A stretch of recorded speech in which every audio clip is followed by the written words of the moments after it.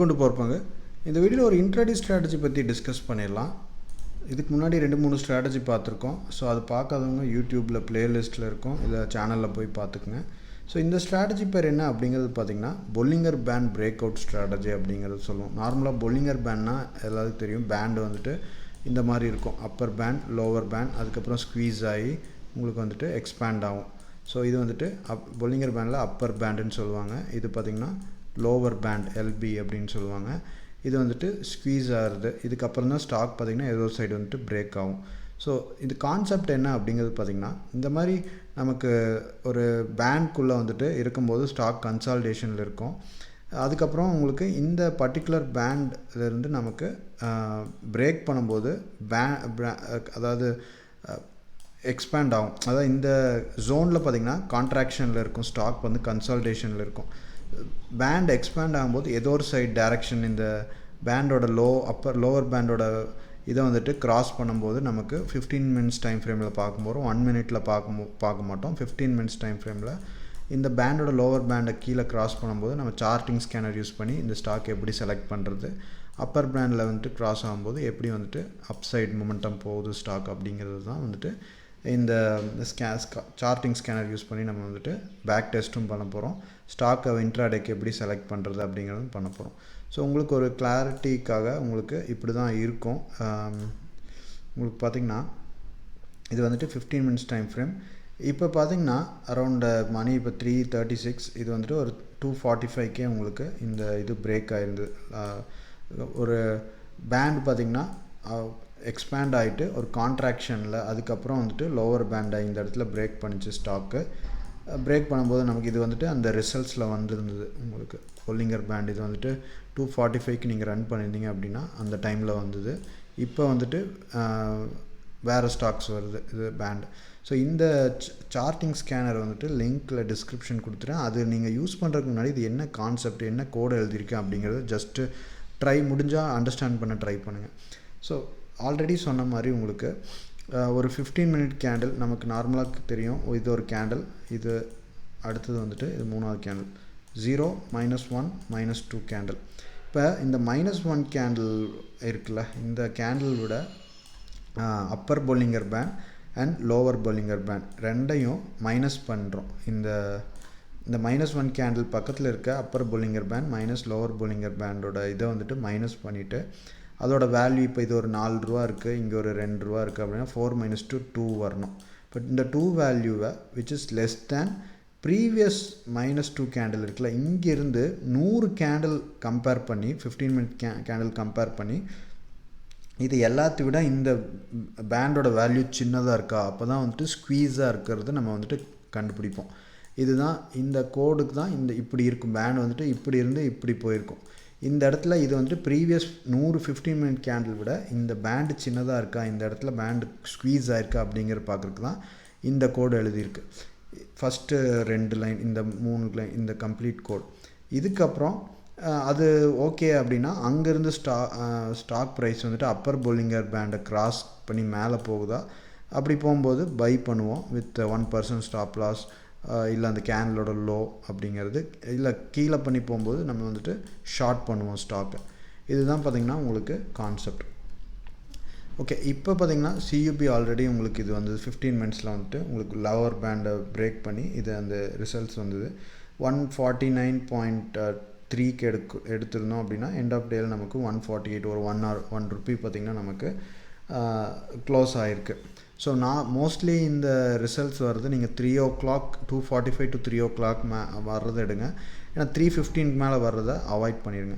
So இந்த back test ரிசல்ட்ஸை நீங்கள் இதில் போயிட்டு இங்கே இதெல்லாமே பார்த்துக்கலாம். ஒவ்வொரு நாள் எப்படி வந்திருக்கு, அதோட ரிசல்ட்ஸ் எப்படி இருக்குது அப்படின்ட்டு டவுன்லோட் CSV கொடுத்துட்டு நீங்கள் ஒவ்வொரு ஸ்டாக்காக வந்துட்டு எந்தெந்த டைமில் வந்திருக்கு இங்கே பார்த்திங்கன்னா டைமோடு இருக்கும்.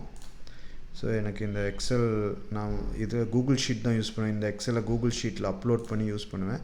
ஸோ எந்த டைம் ஃப்ரேம் இங்கே பார்த்திங்கன்னா தெரியும், இந்த ஜோன் இந்த இடத்துல எந்த டைம் இதை மாற்றினா அந்த இடத்துல அப்டேட் ஆகும் உங்களுக்கு ஒரு எந்த டைமில் வந்திருக்கு. இப்போ 10:15க்கு 57 டெல்டா கார்ப் அப்படிங்கிறது வந்திருக்கு. 5/7/2022 10:15க்கு பிரேக் ஆகிருக்கு. 5th July டெல்டா கார்ப்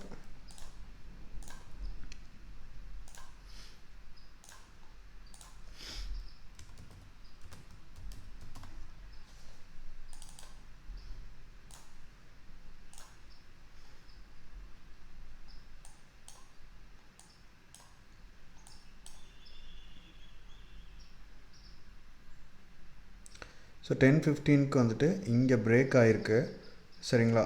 இந்த கரெக்டாக பார்த்திங்கன்னா நமக்கு 10:15 இந்த கேண்டில். ஸோ 172க்கு பிரேக் ஆகிருக்கு நமக்கு. இதோட ஸ்டாப் லாஸ் பார்த்திங்கன்னா நமக்கு 1%. 172ல் 1.172 கரெக்டாக 172.15